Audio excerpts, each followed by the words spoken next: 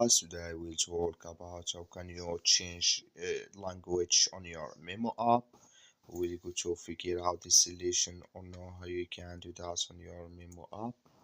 So you just follow this ways, then it's going to work with you. So all you have to do, so you just go down, click here on profile down here. You just click here on profile.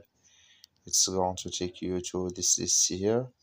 So then all you have to do now, you just go here above this sign, click on it.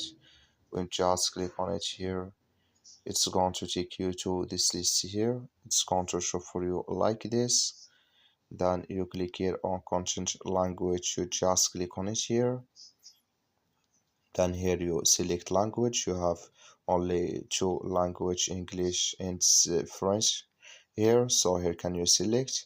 That's all. I wish you a great thank you for watching. Don't forget to support us by liking and subscribe.